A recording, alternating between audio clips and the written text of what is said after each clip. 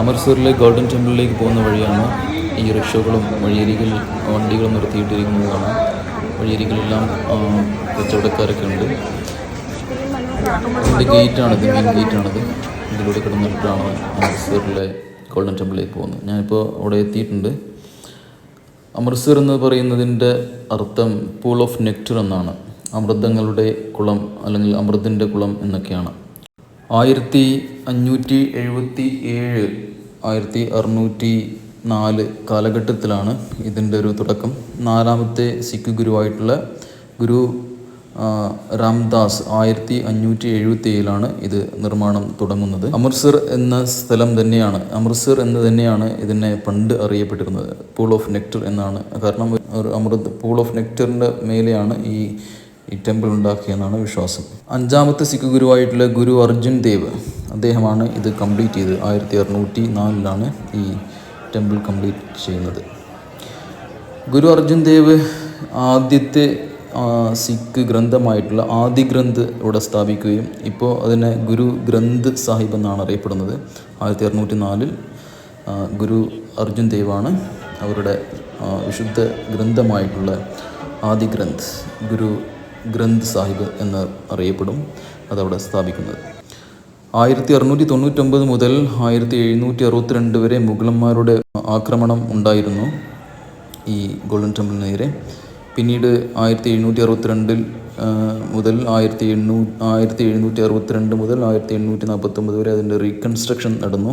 സിഖ് രാജാവായിരുന്ന മഹാരാജ രഞ്ജിത് സിംഗ് അത് പുനർനിർമ്മിക്കുകയും പിന്നീട് അവിടെ ഒരു ഗോൾഡൻ റൂഫ്, ഇപ്പോൾ കാണുന്ന ഒരു ഗോൾഡൻ റൂഫ് അവിടെ കാണും. അത് 1835 അവിടെ സ്ഥാപിക്കുന്നത്. ബ്രിട്ടീഷുകാരുടെ കാലത്ത് ബ്രിട്ടീഷ് ഈസ്റ്റ് ഇന്ത്യ കമ്പനി 1849 ഇത് ആക്രമിച്ച് കീഴടക്കുകയും അത് ഈ ടെമ്പിൾ ബ്രിട്ടീഷുകാരുടെ അധീനതയിൽ കൊണ്ടുവരികയും ചെയ്തു.